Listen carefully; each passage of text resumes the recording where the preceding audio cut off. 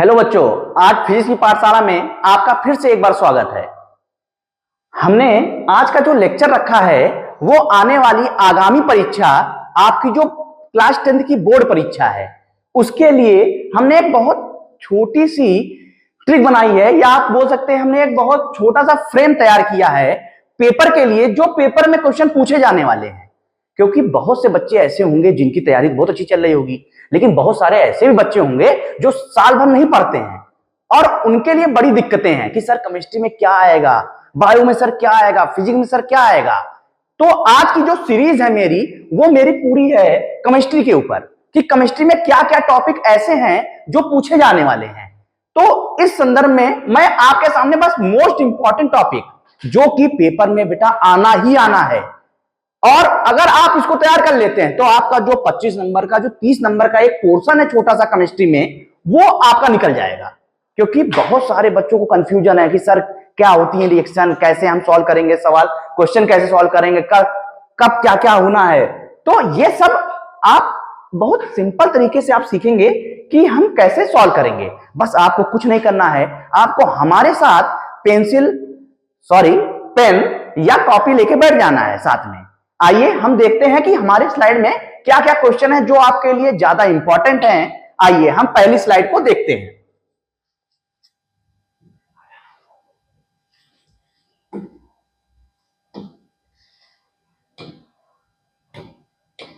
सबसे पहला सवाल आता है कि बताइए एडिशन रिएक्शन क्या होता है। पहला क्वेश्चन क्या है आपके सामने, एडिशन रिएक्शन क्या है। हमने कहा सिंपल सी बात है, addition reaction occur when two starting material add together to form only one product with no atom left over, two molecule become one. Sir ये तो क्या लिखा है, कुछ समझ में नहीं आया। सिंपल सी भाषा में अगर हम बेटा समझें तो एडिशन का मतलब क्या होता है, एडिशन का मतलब होता है जोड़ना। एडिशन का मतलब क्या होता है बेटा, जोड़ना।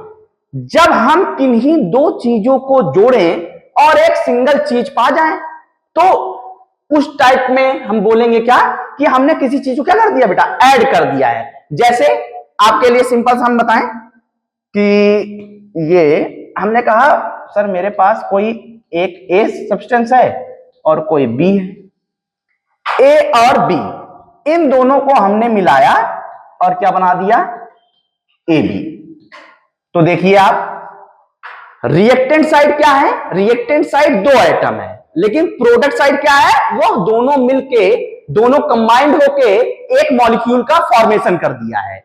तो दो चीजें आपस में मिलके एक मॉलिक्यूल में कन्वर्ट हो गई हैं। ऐसी टाइप की अगर कभी भी रिएक्शन होती है तो उसे हम बेटा बोलते हैं एडिशन रिएक्शन। अच्छा ठीक है सर, हमें समझ में थोड़ा बहुत आया, आप थोड़ा और अच्छे से बताइए।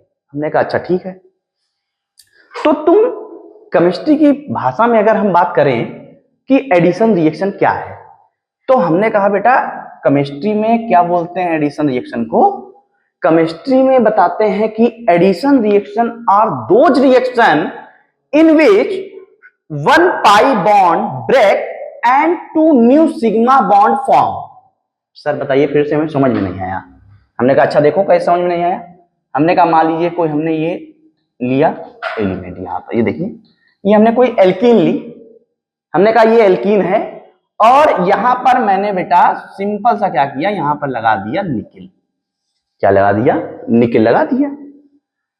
तो हमने कहा बेटा CH2 डबल बॉन्ड CH2 है निकिल। अब निकिल किस लिए इसमें यूज होता है, तो हमने कहा बेटा निकिल का यूज जो होता है वो हाइड्रोजनेशन में होता है। किसमें होता है, हाइड्रोजनेशन में। हाइड्रोजनेशन मतलब एक ये जो पाई बॉन्ड है, अच्छा पाई और सिग्मा बॉन्ड क्या होता है, जब भी बेटा पहला बॉन्ड बनता है, याद रखना, जब भी हम पहला बॉन्ड फॉर्म करेंगे, ये पहला बॉन्ड है और ये दूसरा बॉन्ड है, तो जब भी हम पहला बॉन्ड फॉर्म करेंगे उसे हम बेटा बोलते हैं सिग्मा बॉन्ड, और सिग्मा बॉन्ड के अलावा जो कोई बॉन्ड बनेगा वो सारे बेटा होते हैं पाई बॉन्ड।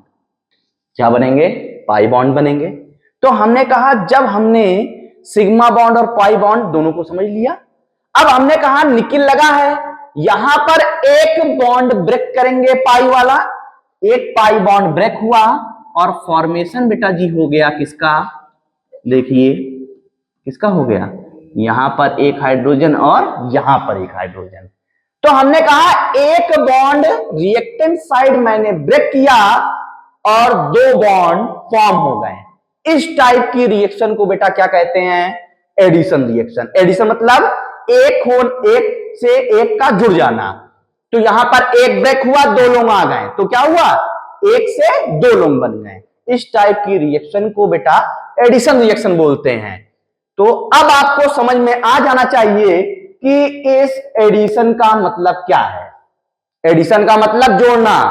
किसी चीज में आप किसी चीज को जोड़ोगे तो वो हमेशा ज्यादा हो जाएगी। तो हमने कहा रिएक्टेंट अगर एक है तो प्रोडक्ट साइड बेटा कितना हो जाना चाहिए, दो हो जाना चाहिए। तो हमने कहा एक पाई बॉन्ड ब्रेक हो और दो सिग्मा बॉन्ड का फॉर्मेशन अगर होता है, ऐसी रिएक्शन कहलाती है एडिशन रिएक्शन। क्लियर है? चलिए अगली रिएक्शन बेटा आती है सब्स्टिट्यूशन रिएक्शन। क्या आती है, सब्स्टिट्यूशन रिएक्शन। तो हमने कहा सर सब्स्टिट्यूशन रिएक्शन क्या मतलब है, तो सब्स्टिट्यूशन रिएक्शन का क्या मतलब है। तो आप जनरली आपने अगर क्रिकेट मैच देखा होगा या आप कोई भी गेम देखते हैं तो उसमें एक आपने वर्ड सुना होगा सब्स्टिट्यूट। सब्स्टिट्यूट का मतलब क्या होता है, कोई खिलाड़ी खेल रहा है उसको हटा देना और उसकी जगह नया खिलाड़ी को रिप्लेस करके ला देना, यही होता है सब्स्टिट्यूट का मतलब। सेम चीज यहां पर भी वही है कि सब्स्टिट्यूशन रिएक्शन क्या है, एक चीज को हटा के उसकी जगह नई चीज को ला देना। हमने ये नहीं कहा कि जोड़ देना या हटा देना, उसको रिप्लेस कर देना। सर समझ में नहीं आया, फिर से बताइए, रिएक्शन से कोई समझाइए। आओ देखो, तो हमने कहा बेटा ये देखो एक रिएक्शन हम सिंपल सी लिख रहे हैं। ये हमने लिखा CH3Cl और इसकी हमने रिएक्शन करा दी एक्वस KOH से। किससे करा दी, एक्वस KOH से।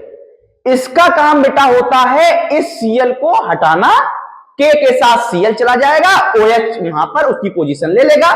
मतलब Cl को सब्स्टिट्यूट कौन कर रहा है, OH कर रहा है। कौन कर रहा है, तो हमने कहा यहां प्रोडक्ट देखो वही बन जाएगा CH3 और OH। पहले भी यहां पर सिग्मा बॉन्ड था एक जिससे क्लोरीन जुड़ा था, अभी भी सिग्मा बॉन्ड एक है, लेकिन अब क्या जुड़ा है, OH। तो हमने कहा बेटा जी सिंपल सा देखो, यहां पर पहले Cl था, अब क्या हो गया, OH। तो Cl को किसने रिप्लेस कर दिया, किसने सब्स्टिट्यूट कर दिया, OH ने। इस टाइप की अगर आपको रिएक्शन मिलती है तो उसे हम बोलते हैं सब्स्टिट्यूशन रिएक्शन। तो सर सिंपल सी भाषा में क्या बताया कि substitution reaction are those reaction in which one sigma bond break and new sigma bond are form. एक सिग्मा बॉन्ड को हमने तोड़ा और उसकी जगह नया सिग्मा बॉन्ड फॉर्म कर दिया। ऐसी रिएक्शन को बेटा बोलते हैं सब्स्टिट्यूशन रिएक्शन। बहुत सही सर, समझ में आ गया। एकदम एकदम सिंपल सा वर्ड है, आप वर्ड को पकड़िए, आपके सामने पूरी की पूरी क्या रिएक्शन होती है और कैसे क्या हो रहा है ये आपको तुरंत समझ में आ जाएगा। तीसरा जो टाइप की रिएक्शन आती है बेटा वो क्या है, एलिमिनेशन रिएक्शन। क्या है, एलिमिनेशन रिएक्शन। हमने कहा ठीक है, एलिमिनेशन रिएक्शन क्या होती है, हम इसे अगली स्लाइड में समझते हैं। हम इसे अगली स्लाइड में समझते हैं। आओ देखें, देखिए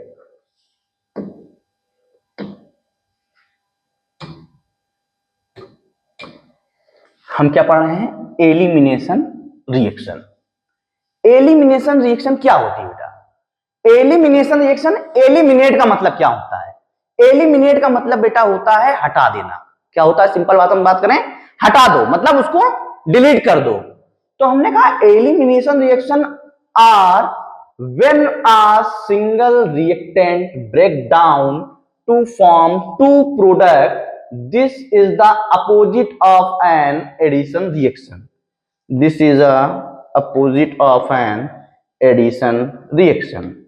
हमने कहा चलिए ठीक है, आइए समझते हैं कि एलिमिनेशन रिएक्शन क्या है। एलिमिनेशन रिएक्शन में हम क्या करते थे, एडिशन में क्या करते थे, देखिए एडिशन में एक पाई बॉन्ड को तोड़ते थे, दो नए सिग्मा बॉन्ड को ले आते थे। जस्ट उसका अपोजिट होती है एलिमिनेशन रिएक्शन। दो सिग्मा बॉन्ड को तोड़ो और एक पाई बॉन्ड का फॉर्मेशन कर दो, ऐसी रिएक्शन जहां कहीं होती है उसे हम बोलते हैं एलिमिनेशन रिएक्शन। सर एग्जांपल से समझाइए कैसे क्या होगा, आइए देखते हैं। तो आपको हम समझाते हैं इसको एक छोटे से एग्जांपल से। तो हमने कहा सिंपल सा समझो, ये हमने कहा बेटा ये CH3 और ये हमने लिखा CH2Cl, ये हमने कोई एल्किल हैलाइड लिया। अब हमने इसकी रिएक्शन बेटा इस पे क्या लगाया, तो हमने कहा बेटा जी इस पे हमने लगाया एल्कोहलिक KOH, एल्कोहलिक KOH लगाया। एल्कोहलिक KOH का काम बेटा होता है एलिमिनेशन रिएक्शन को करवाना, मतलब जिस कार्बन से जुड़ा क्लोरीन होगा उस कार्बन को बेटा बोलते हैं, जिस किसी कार्बन से जुड़ा ग्रुप है क्लोरीन वो हमेशा उससे जो जुड़ा कार्बन होता है वो हमेशा अल्फा कार्बन होता है। तो जिस कार्बन से क्लोरीन जुड़ा होगा उसके बगल वाले कार्बन के पास हाइड्रोजन होगा।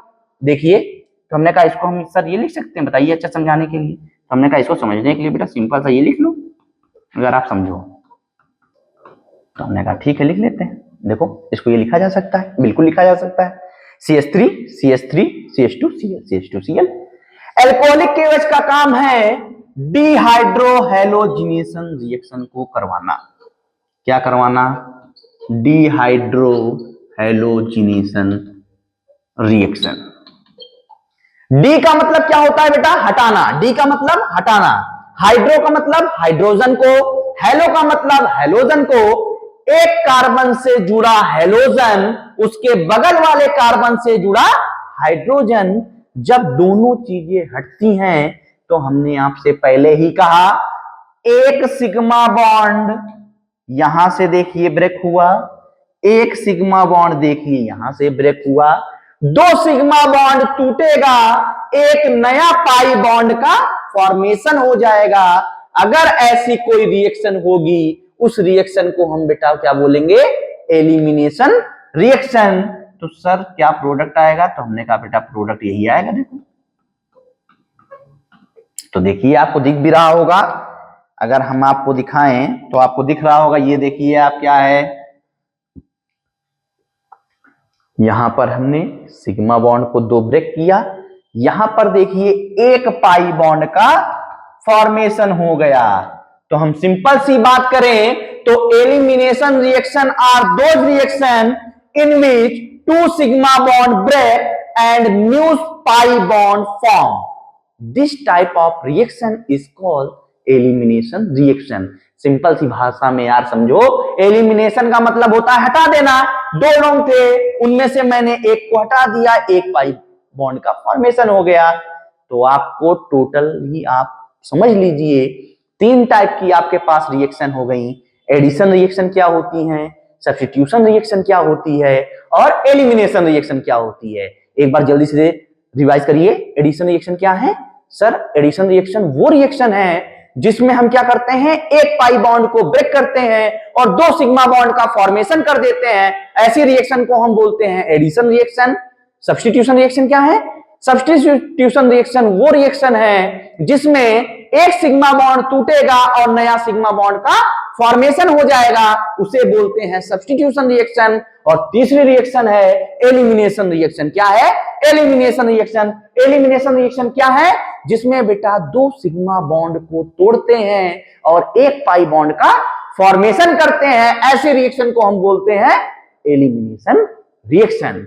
यहीं पे एक छोटा सा टॉपिक और आता है, जब हम रिएक्शन के बारे में बता ही रहे हैं तो एक टॉपिक आप और यहां पे समझ लीजिए। क्या? तो हमने कहा एक से टॉपिक आता है रिडॉक्स रिएक्शन, वो भी बहुत पूछा जाता है कि सर रिडॉक्स रिएक्शन क्या होती है। तो हमने कहा रिडॉक्स रिएक्शन भी बहुत सिंपल सा है। रिडॉक्स रिएक्शन में दो चीजें आती हैं। रिडॉक्स रिएक्शन में बेटा कितनी चीजें आती हैं? रिडॉक्स रिएक्शन में दो चीजें आती हैं। कौन कौन सी? तो हमने कहा दो चीजें, दो प्रोसेस से मिलकर रिडॉक्स रिएक्शन बनी होती है। तो हमने कहा पहला जो है वो ऑक्सीडेशन रिएक्शन है और दूसरी क्या है? रिडक्शन रिएक्शन है। जब दोनों रिएक्शन एक ही रिएक्शन में होने लगे, मतलब ऑक्सीडेशन भी हो रहा हो और रिडक्शन भी हो रहा हो, दोनों जब एक ही रिएक्शन में हो रहा हो, ऐसी रिएक्शन को हम लोग क्या बोलते हैं?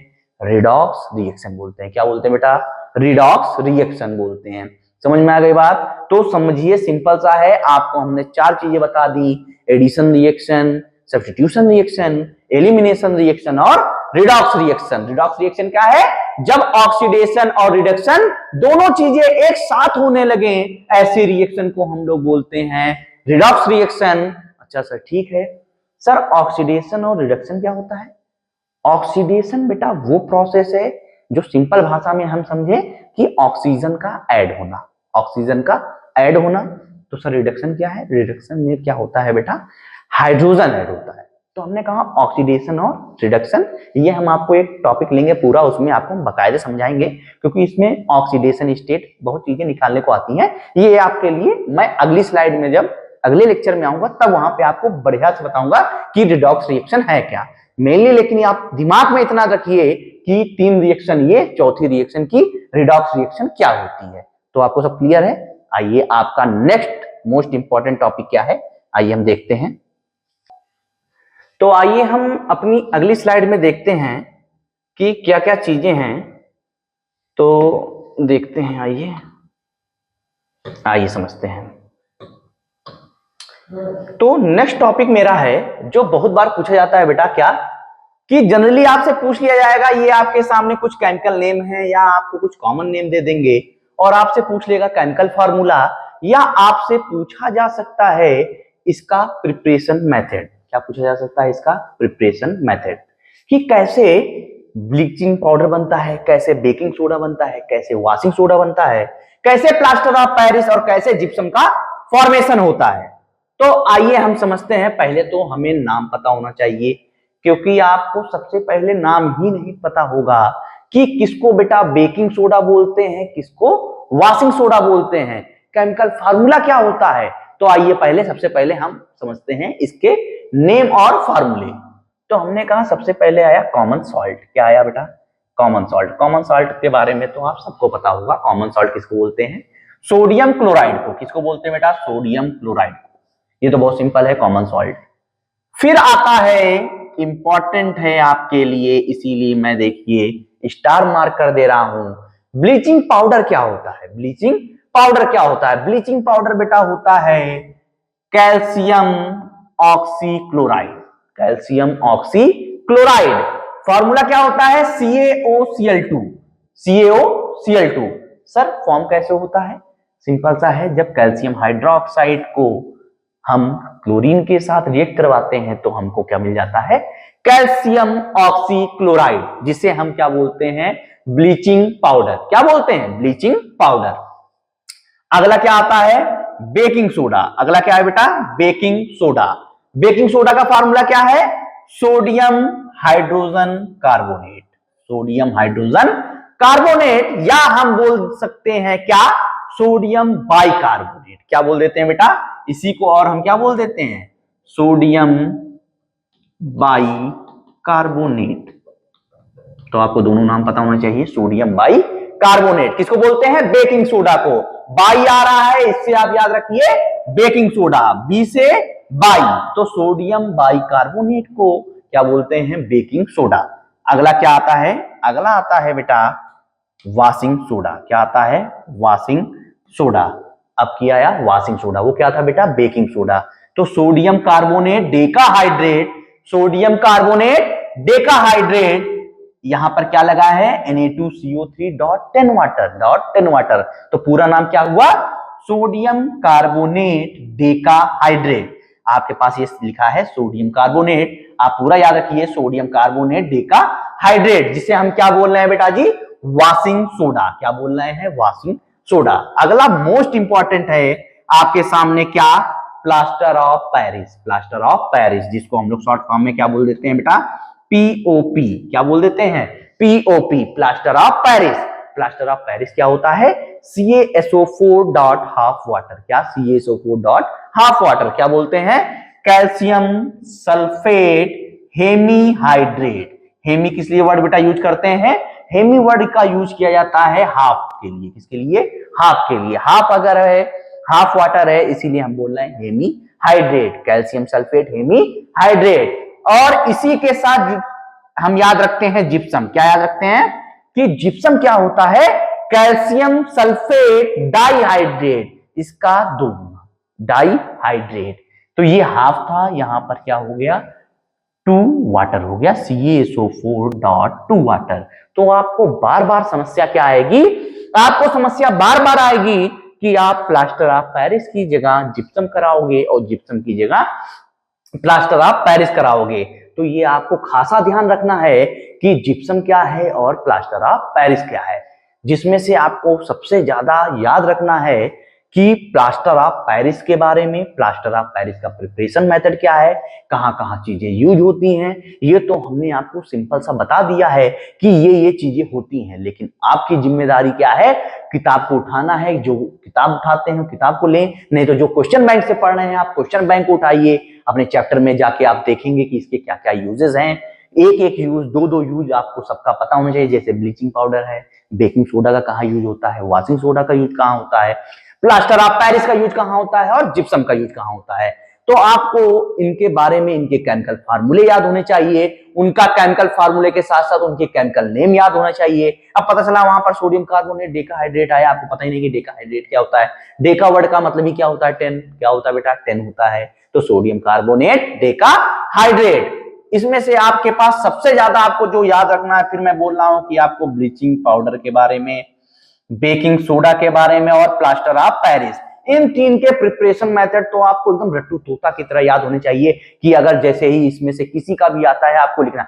याद अल्टीमेटली आपको सब याद रखना है, लेकिन इसमें से ये तीन सबसे ज्यादा इंपॉर्टेंट है जो पूछा जाता है। उसमें भी सबसे ज्यादा इंपॉर्टेंट है प्लास्टर ऑफ पेरिस और ब्लीचिंग पाउडर। कौन सा? प्लास्टर ऑफ पेरिस और ब्लीचिंग पाउडर, जिसका हम आपको बता दे रहे हैं, सिंपल सा है। कैल्शियम हाइड्रोक्साइड, आपको हमने फिर बोला कैल्शियम हाइड्रोक्साइड को जब अभी बोला Cl2 क्लोरीन गैस प्रोवाइड करते हैं तो हमें क्या मिल जाता है?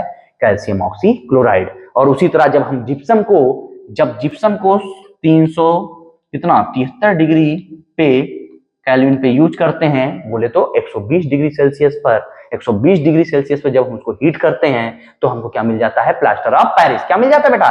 Plaster of Paris. तो ये आपके सामने पता होना चाहिए क्या क्या चीजें हमारे चैप्टर में हैं, क्या चीजें इंपॉर्टेंट हैं। क्योंकि अब इतना टाइम नहीं बचा है कि आप सब कुछ पढ़ डालो, क्योंकि पूरे साल जब आपने पढ़ाई नहीं की है या जिन्होंने अच्छी पढ़ाई की है उनके लिए तो और अच्छी बात है कि उनकी इस सीरीज से इतनी अच्छी प्रिपरेशन हो जाएगी, जिससे अगर आप साइंस के पेपर में अगर आप 60 नंबर पहुंच रहे होंगे तो आप 65 प्लस पहुंच सकते हैं। जो बच्चा 40 पहुंच रहा होगा वो 60 तक आ सकता है। तो इस चीज को आप देखिए कि कैसे हम हैंडल कर रहे हैं, कैसे हम देख रहे हैं, किन चीजों को पढ़ रहे हैं, क्या क्या चीजें इंपॉर्टेंट है, ये आपको समझना होगा। क्योंकि सब कुछ पढ़ के आप पूरा पेपर नहीं कर सकते हैं। जो मोस्ट इंपॉर्टेंट चीजें हैं, क्योंकि कुछ बच्चे ऐसे भी हैं जो पूरे साल नहीं पढ़ते हैं, वो सिर्फ यही सोचते हैं कि जब सर पेपर आएगा उस समय पढ़ लेंगे। तो उनके लिए, खास कर उनके लिए, कि ये चीजें आपको बहुत अच्छे से पढ़ना है। और आप अगर इतना पढ़ लेते हैं तो बहुत ज्यादा बेनिफिशियल आपके लिए होगा कि आप इतना पढ़िए, आपका अच्छे नंबर आ जाएंगे, घर वाले खुश हो जाएंगे आपसे कि आप भी अच्छा कर गए हैं। तो लेकिन हाँ, ये जो 10-15 दिन आपके पास बचे हैं बेटा, ये आपको अच्छे से पढ़ाई में देना है। इसमें अगर आप मक्कारी करेंगे तो ये आपके साथ ही गलत होगा। और हमारा मानना तो ये है, अगर हम मेहनत कर रहे हैं तो आप भी हमारे साथ मेहनत करके अच्छा रिजल्ट दीजिए। उससे क्या होगा कि हमारा भी नाम बनेगा, आपका भी नाम बनेगा। तो चलते हैं हम अगली स्लाइड की तरफ। देखिए अगली स्लाइड हमारी कौन सी है? आइए, मोस्ट इंपॉर्टेंट स्लाइड है। आपके पेपर में 100% आना ही आना है, 100% है कि 2 नंबर का क्वेश्चन आपको मिलेगा। टॉपिक क्या है बेटा? IUPAC। क्या टॉपिक है? IUPAC। देखिए इतना टाइम नहीं है कि हम आपको ये बताएं कि एक एक चीज समझाएं इसमें क्या कैसे क्या होता है, लेकिन हम एक कॉमन सा एक छोटा सा लेते हैं गैप और आपको हम ये बता देते हैं कैसे हम रूलिंग करके कैसे नाम लिखते हैं। तो हमने कहा सबसे पहले नाम लिखने का सर तरीका होता है, जो मेरे पास तरीका है। सबसे पहले हम क्या लिखते हैं? प्रीफिक्स लिखते हैं। क्या लिखते हैं सर? प्रीफिक्स लिखते हैं। प्रीफिक्स में बेटा उसके बाद क्या लिखते हैं? प्रीफिक्स के बाद बेटा एक वर्ड आता है रूट वर्ड। क्या आता है? Root word. क्या आता है? Root word. और रूट वर्ड के बाद आता है क्या बेटा? सफिक्स। क्या आता है? सफिक्स। तो हमने कहा ये सब क्या है? तो हम बता देते हैं एक एक चीज, सिंपल सा समझ लो। रूट वर्ड का मतलब बेटा होता है कार्बन चेन। रूट वर्ड का मतलब क्या होता है? Carbon chain. जितनी जो हमारे मेन कार्बन चेन होती है उसको हम रूट वर्ड बोलते हैं। उसके जो कुछ बाहर होता है उसे हम प्रीफिक्स बोलते हैं। प्रीफिक्स को एज हम सब्स्टिट्यूएंट भी ले सकते हैं। क्या ले सकते हैं? सब्स्टिट्यूएंट भी हम ले सकते हैं। और लास्ट में बेटा आता है सफिक्स। लास्ट में क्या आता है? सफिक्स। सफिक्स में हम दो चीजें बेटा लेते हैं, एक प्राइमरी फंक्शनल ग्रुप ले लेते हैं और दूसरा लेते हैं सेकेंडरी फंक्शनल ग्रुप। क्या ले लेते हैं? Secondary functional group. Primary functional group और secondary functional group. Primary functional group में मेरे पास क्या क्या होता है? सिंगल बॉन्ड बेटा होता है, डबल बॉन्ड होता है और क्या होता है? ट्रिपल बॉन्ड होता है।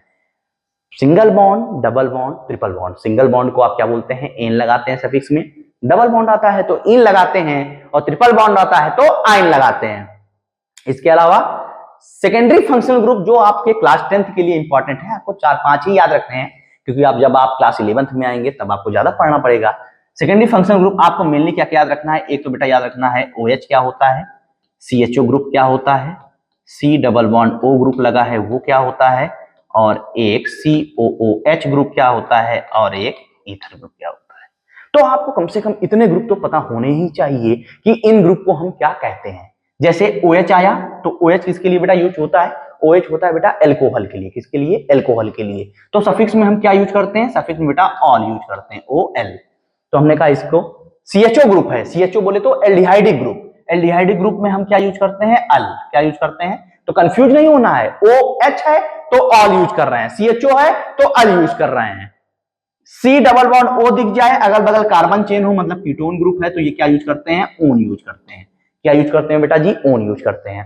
और अगर C डबल बॉन्ड OOH है मतलब एसिडिक ग्रुप है, तो यहां पर हम क्या यूज करते हैं बेटा जी? Oic acid. क्या यूज करते हैं? Oic acid. ठीक है। और आखिरी है, अगर O से अगल बगल कार्बन जुड़ा है तो हम इसे बोलते हैं ईथर। क्या बोलते हैं? ईथर बोलते हैं। क्या बोलते हैं?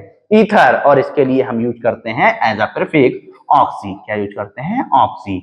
तो पहले तो आपको ये समझ में आ जाना चाहिए कि OH क्या है? एल्कोहल है। CHO क्या है? एल्डिहाइड है। C डबल बॉन्ड O क्या है? कीटोन ग्रुप है।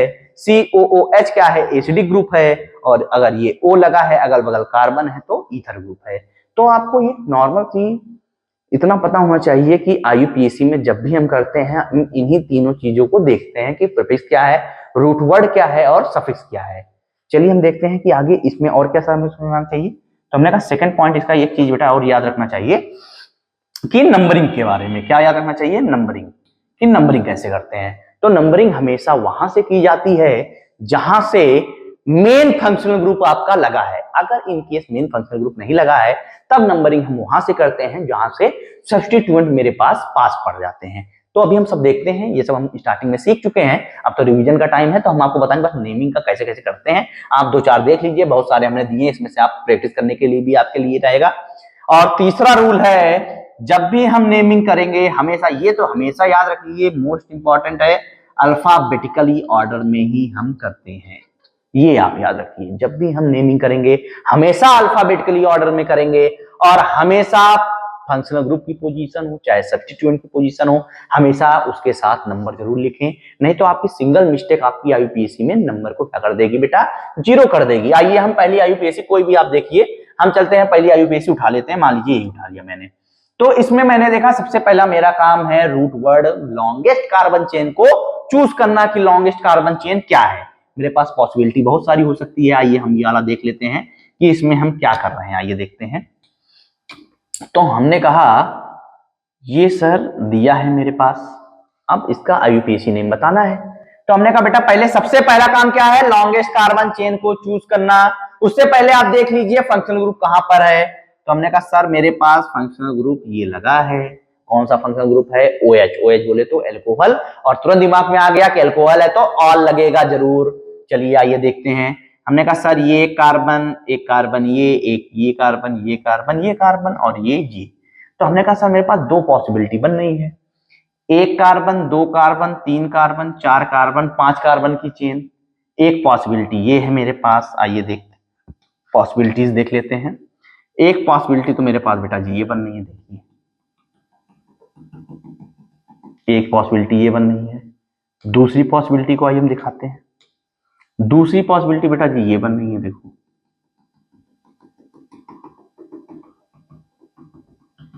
दूसरी पॉसिबिलिटी ये बन रही है। तीसरी पॉसिबिलिटी क्या बन रही है? तीसरी पॉसिबिलिटी है, ये देखिए आपको दिखाते हैं, और तीसरी पॉसिबिलिटी बन रही है, ये बन रही है, देखिए। तो मैंने देखा 3 पॉसिबिलिटी यहां पे बन रही है, लेकिन जो तीसरी पॉसिबिलिटी है उसमें तो फंक्शनल ग्रुप ही बाहर हो गया, इसलिए सबसे पहले वो गलत हो गया। तो हमने कहा है उसको हटा देते हैं। जब वो सबसे पहले गया तो उसको हटाते हैं। आइए देखते हैं कैसे। तो हमने कहा आइए इसको पूरा हटा देते हैं, फिर से समझ लेते हैं कि क्या सही है। आइए, तो हमने कहा हमें वो चूज करना है जहां पर फंक्शनल ग्रुप मेरा पास में हो। तो हमने कहा मेरी possibility 1 carbon, 2 carbon, 3 carbon, 4 carbon, 5 carbon ये भी है, 1 carbon, 2 carbon, 3 carbon, 4 carbon, 5 carbon ये भी है। तो हमने कहा यही स्ट्रेट लाइन हम ले लेते हैं। आइए, तो हमने कहा ये स्ट्रेट लाइन हमने ले लिया, फंक्शनल ग्रुप मेरे पास है ये वाला, और जो मेन कार्बन चेन से बाहर है उसी को मैंने क्या नाम बेटा दिया था? सब्स्टिट्यूएंट। तो सब्स्टिट्यूएंट मेरे पास ये है। अब आई बात कि नंबरिंग कैसे करेंगे। तो हमने तुमसे फिर कहा नंबरिंग हमेशा वहीं से करेंगे जहां से मेन फंक्शनल ग्रुप पास पड़ेगा। तो मेरा मेन फंक्शनल ग्रुप यहीं से पास पड़ रहा है, तो हमने कहा ये नंबरिंग मेरी हो गई। अब नंबरिंग हो गई, अब हमने कहा नाम लिखने की बारी आ गई। नाम में सबसे पहले प्रीफिक्स लिखते हैं। प्रीफिक्स मेरे पास प्रेजेंट है, 2 कार्बन का प्रीफिक्स किस पोजीशन पे है? तीसरी पोजीशन पे है, तो हमने लिख दिया 3 एथिल। खत्म हो गया प्रीफिक्स। अब आते हैं रूट वर्ड। कितने कार्बन की चेन बेटा? 5 कार्बन। 5 कार्बन को क्या बोलते हैं? पेंट। 5 कार्बन क्या बोलते हैं? पेंट। 5 कार्बन क्या बोलते हैं? पेंट। फिर देखा मैंने सफिक्स में आया, प्राइमरी फंक्शनल ग्रुप में आया, तो मैंने देखा सिंगल बॉन्ड लगा है। क्या लगा बेटा? सिंगल। तो हमने क्या लगा दिया? एन। तो क्या हो गया? 3 एथिल पेंटेन। अब आए secondary functional group, second position पे OH लगा है, तो हमने कहा क्या हो जाएगा? 2 ऑल। तो आपको समझ में आ जाना चाहिए 3 एथिल पेंटेन 2 ऑल। क्लियर है मामला? 3 एथिल पेंटेन 2 ऑल। चलिए एक और समझ लेते हैं, यहां पर आके देख लीजिए अगली IUPAC। फिर वही, ये तो स्ट्रेट लाइन हमें दिख रही है, 1 2 3 4 5। हमने कहा ये 5 कार्बन का हमें सीधे सीधे दिख रहा है। आइए हम समझ लेते हैं इसको। और यहाँ पे कौन सा ग्रुप लगा है? पहचान में लीजिए आप, एल्डिहाइड ग्रुप लगा है। क्या लगा है? एल्डिहाइड ग्रुप लगा है, तो सफिक्स क्या होगा बेटा? अल होगा। तो हमने कहा 5 कार्बन की चेन क्या बोलते हैं? तो तुमने सर बोला सर 5 कार्बन को पेंट बोलते हैं। अब हमने कहा बेटा बॉन्ड प्राइमरी फंक्शनल ग्रुप क्या है? इसमें देखिए प्रीफिक्स कुछ नहीं था, तो हमने कुछ नहीं लिखा। अब इसमें देखिए प्राइमरी फंक्शनल ग्रुप क्या है? तो हमने कहा सर प्राइमरी फंक्शनल ग्रुप क्या है? ट्रिपल बॉन्ड है। क्या है? Triple bond. और किस पोजीशन पे है? चौथे पांचवें पोजीशन पे। तो हमने कहा लिख दीजिए 4 आइन। 4 आइन। ट्रिपल बॉन्ड के लिए आइन यूज करते हैं, डबल बॉन्ड होगा तो इन यूज करेंगे। और पहली पोजीशन पे लगा है एल्डिहाइडिक ग्रुप, तो हमने कहा 4 आइन 1 अल। नाम क्या हो गया? पेंट 4 आइन 1 अल। तो बाकी जो IUPAC है, हमने 2 IUPAC बता दिया आपको, रूल बता दिया क्या कैसे करना है। बाकी जितनी IUPAC है ये आपको प्रैक्टिस करनी है। हम सारी कराने के चक्कर में नहीं है कि हमें, क्योंकि पेपर हमको नहीं देना है, पेपर आपको देना है। जितने अच्छे से आप इसको समझ लेंगे उतना अच्छा, क्योंकि 100% है कि इसका 2 क्वेश्चन 2 नंबर का, 1 नंबर का, 2 नंबर का जितना आना है, लेकिन 100% ऐसा क्वेश्चन आना डन है। क्वेश्चन आएगा, अगर आप नहीं कर पाते हैं, आपको पता होने के बाद अगर आप क्वेश्चन नहीं कर पा रहे हैं, तो मतलब ये बहुत शर्म की बात है कि आपने कुछ पढ़ा ही नहीं है। चलते हैं हम अपनी अगली स्लाइड की तरफ, देखिए। आइए,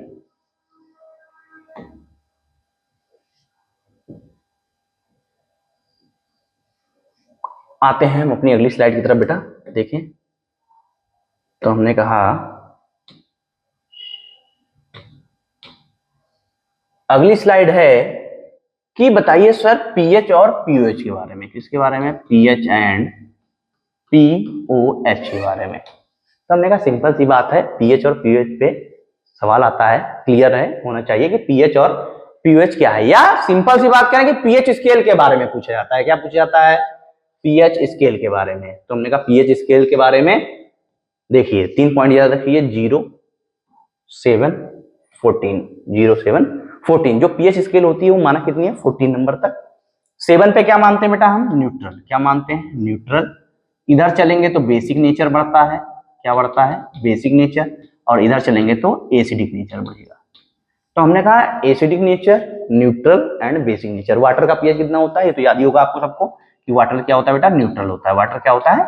न्यूट्रल होता है। तो हमने कहा पीएच क्या है? PH is a measure of the hydrogen ion content of N aqua solution. Hydrogen ion कितना एक्वा सॉल्यूशन में H प्लस आयन है, ये आपको पीएच बताता है। और कितना OH माइनस आयन है, ये आपको बताता है POH वैल्यू। तो हमने कहा सिंपल सा इस पे न्यूमेरिकल आता है। पहले तो आप सवाल समझ लीजिए क्या आता है। तो हमने कहा आपको ये तो सिंपल समझ में आ गया कि न्यूट्रल कितना है? 7। बेसिक नेचर कितना है? जब 7 से आप इधर बढ़ेंगे 14 की तरफ, 7 से जब आप 0 की तरफ बढ़ेंगे तो क्या है? एसिडिक नेचर है। तो आइए समझते हैं। इस पे एक न्यूमेरिकल छोटा सा आता है, बहुत सिंपल सा। आपको याद रखना है कि पीएच वैल्यू निकालते कैसे हैं। तो हमने कहा पीएच वैल्यू निकालने का तरीका बेटा होता है पीएच बराबर minus log concentration of H plus और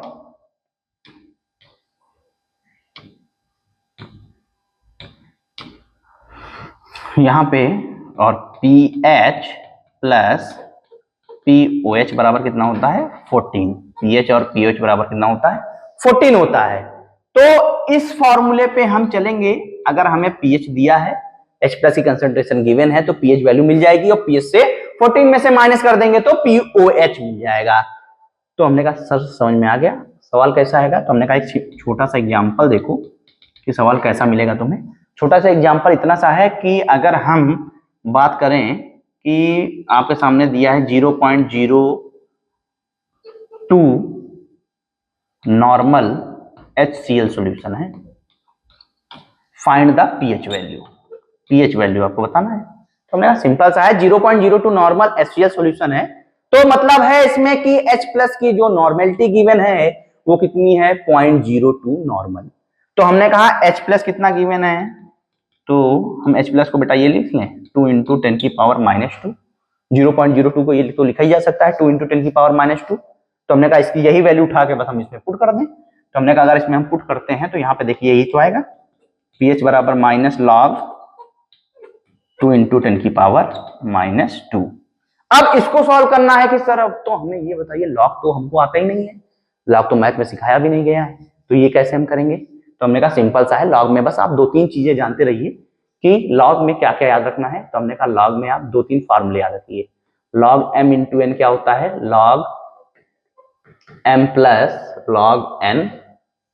लॉग m बाई n क्या होता है बेटा? Log m minus log n। और तीसरा फार्मूला ये होता है लॉग m की पावर n क्या होता है? n log m। तो ये 3 फार्मूले आप याद रखिए लॉग के। लॉग स्केल अगर आपको सॉल्व करनी है तो ये 3 फार्मूले आपको आने चाहिए। और क्या याद रखना है? और आपको वैल्यू याद रखनी है। लॉग 1 की वैल्यू कितनी होती है बेटा? 0। लॉग 2 की वैल्यू जो नॉर्मल आपके लेवल तक की है वो आपको याद रखना है।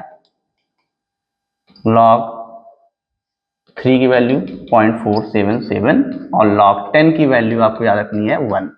तो ये आपको कुछ वैल्यू याद रखनी है कि लॉग में क्या क्या वैल्यूज होती हैं। आप सवाल को देखिए हम कितने आसान तरीके से करते हैं। यहां पर क्या आया है? लॉग 2 इंटू 10 की पावर -2। तो ये क्या ये नहीं दिया है log m into n? Log m into N.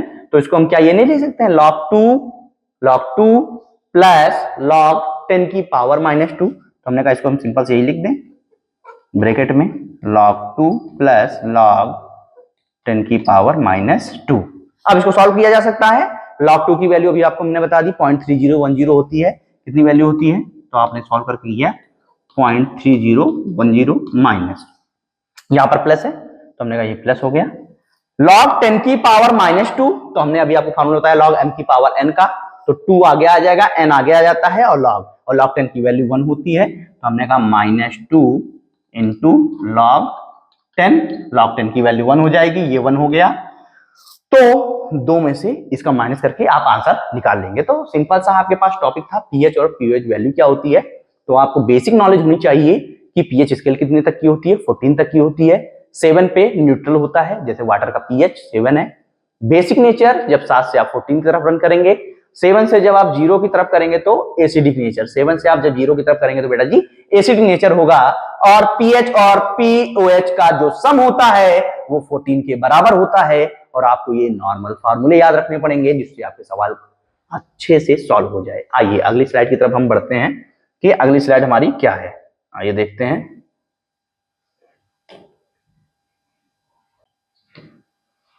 आइए तो हम अपनी नेक्स्ट स्लाइड में देखते हैं कि अगला टॉपिक हमारा क्या है। ये टॉपिक बेटा मोस्ट इंपॉर्टेंट टॉपिक है, होमोलॉगस सीरीज। हमें लगता है अगर बोर्ड पेपर होगा तो ऑर्गेनिक में ये क्वेश्चन ना आए तो बोर्ड पेपर होगा ही नहीं।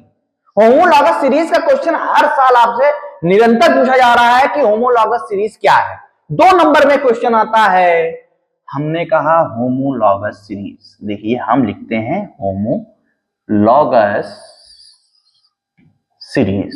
हमने कहा सर ये बताइए आप कि होमो का मतलब क्या होता है। होमो का मतलब बेटा होता है सेम। देखिए हम ज्यादा इसको समझिए, इंग्लिश पढ़ने का कोई मतलब नहीं इतना, आप अगर सिंपल से समझ लेंगे तो आप वहां पर लिख सकते हैं। होमो का मतलब सेम, मतलब ऐसी सीरीज के मेंबर जिनके बीच का डिफरेंस या तो क्या हो, CH2 ग्रुप का हो। किसका हो? CH2 ग्रुप का हो। ऐसे सीरीज के मेंबर जिसके बीच का गैप CH2 ग्रुप का हो, या हम बोल सकते हैं बेटा 14 एटॉमिक मास का डिफरेंस हो। एटॉमिक मास का डिफरेंस हो। जैसे हमने कहा यहां मैंने एक सीरीज का मेंबर लिया CH4, इसमें अगर हम CH2 का डिफरेंस करें तो एक कार्बन में एक कार्बन जोड़ा तो 2 कार्बन हो गया, 4 में 2 जोड़ा हाइड्रोजन तो 6 हो गया। देखिए एक ही सीरीज के मेंबर हैं, इसे हम मेथेन बोलते हैं, इसे हम एथेन बोलते हैं। अगर हम अगला 3 कार्बन का लाएंगे तो देखिए, तो हमने कहा तो ये प्रोपेन हो गया। तो देखिए आप सबके बीच में डिफरेंस कितने का है, तो हमने कहा सबके बीच में डिफरेंस किसका आ रहा है, वही CH2 ग्रुप का आ रहा है। तो homologous series when the general formula and the functional group are same for the organic compound and this can be arranged within a molecular weight difference of 14। कितने का डिफरेंस आएगा? 14 का। तो याद रखिए ऐसे सीरीज के मेंबर जिसके बीच का गैप या तो CH2 ग्रुप का आ जाए या तो 14 एटॉमिक वेट या एटॉमिक मास का आ जाए, ऐसी सीरीज को हम लोग बोलते हैं क्या? Homologous series. सिंपल सी भाषा है, होमो का मतलब सेम होता है। सेम सीरीज के मेंबर होंगे तो उसमें अगर CH2 ग्रुप का डिफरेंस आ रहा है तो ऐसी सीरीज को हम क्या बोलेंगे? Homologous series. तो आपको ये भी समझ में आ गया होगा, सिंपल सी चीज है, किसी भी चीज में हम देख लेंगे। जैसे हमने कहा सर अगला एग्जांपल बता दीजिए, तो हमने कहा जैसे देखो CH3OH बेटा, अगला हमने कहा अगर ये मेथेनॉल है तो इथेनॉल जब करेंगे तो क्या हो जाएगा? CH3CH2OH। तो हमने कहा किसका डिफरेंस आया, देखो यहाँ CH3 था, यहाँ CH3 है, OH है, OH है, लेकिन गैप किसका आया? CH2 ग्रुप का आया।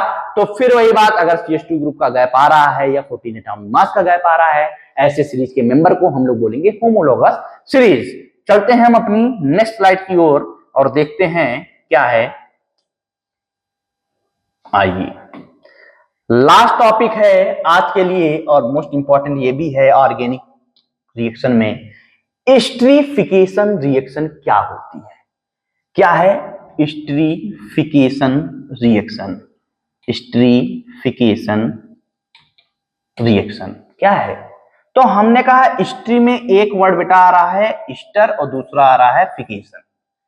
ईस्टर का फॉर्मेशन करना, ईस्टर को बनाना किससे? हमने कहा एसिड की रिएक्शन जब बेटा हम अल्कोहल से कराते हैं, when acid react with alcohol, when acid react with alcohol in the presence of acid, किसी भी एसिड की प्रेजेंस में जैसे करा दिया तो फॉर्म क्या होता है? ईस्टर। क्या फॉर्म होता है बेटा? ईस्टर, और साथ में वाटर। अगर ऐसी रिएक्शन है तो उस रिएक्शन को क्या बोलेंगे? Esterification. Acid react with alcohol, तो एसिड क्या होता है? तो एसिड तुमने कहा सर सिंपल सा है CH3COH हमने ले लिया, ये एसिड है कोई भी, एल्कोहल ले लिया, हमने कहा ROH है, क्या है ROH, कोई भी एल्कोहल हो सकता है। तो इसमें से इधर से ये OH वाटर निकल जाएगा, क्या फॉर्मेशन कर देगा, देखिए CH3COOR, इस ग्रुप को ही हम क्या बोलते हैं, ईस्टर, क्या बोलते हैं, ईस्टर बोलते हैं। तो एस्टरिफिकेशन रिएक्शन क्या है, ऐसी रिएक्शन जिसमें एसिड एल्कोहल से रिएक्ट करता है in the presence of acid और फॉर्म क्या कर दे, ईस्टर। इस टाइप की रिएक्शन को बेटा हम बोलते हैं एस्टरिफिकेशन रिएक्शन।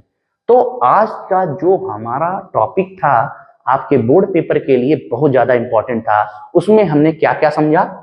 पहले हमने देखा कि कौन कौन सी रिएक्शनें होती हैं, एडिशन रिएक्शन है, सब्स्टिट्यूशन रिएक्शन है, एलिमिनेशन रिएक्शन। उसी में हमने आपको छोटा सा टॉपिक एक बता दिया रिडॉक्स रिएक्शन के बारे में। फिर मैंने देखा किसके बारे में, कुछ केमिकल फॉर्मूले थे, कुछ उनके प्रिपरेशन मेथड के बारे में देखा। फिर मैंने समझा कि IUPAC नेम क्या होता है।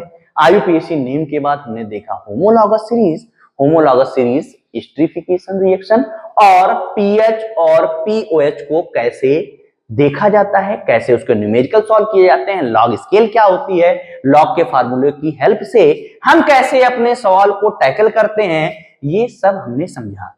तो आज का टॉपिक बेटा बहुत ही इंपॉर्टेंट था। एक लेक्चर और मैं लूंगा और आपकी केमिस्ट्री क्लास जो 10th की है वो मैं सिर्फ यही 2 लेक्चर जो पढ़ाऊंगा, इन्हीं 2 लेक्चर को अगर आप पढ़ लेते हैं तो जो बच्चा पूरे साल नहीं पढ़ा हुआ है वो सिर्फ अगर इन दोनों टॉपिक को अच्छे से रट के भी चला जाता है, समझ के चला जाता है, तो गारंटेड है बेटा कि पेपर में आप अगर इस डर से हैं कि हम फेल हो जाएंगे, ये डर हमारी मानिए कि ये डर आपको बिल्कुल नहीं होगा। आप अगर इन दोनों टॉपिक को कवर कर लेते हैं, जो मेरे ये 2 लेक्चर हैं इनको आप बार बार अगर देखते हैं और आप इन दोनों चीजों को कवर कर लेते हैं तो आपको वहां पर कोई समस्या नहीं आएगी। और जिस किसी बच्चे को अगर कोई डाउट होता है तो वो आप अपने कमेंट सेक्शन में हमारे पास भेज सकते हैं, उससे हम आपको वो भी चीज क्लियर कर देंगे। या हमारा जो एक वीडियो होगा वो सिर्फ डाउट सेशन के ऊपर होगा कि हमें क्या क्या चीजें बच्चों को जहां समस्याएं आ रही हैं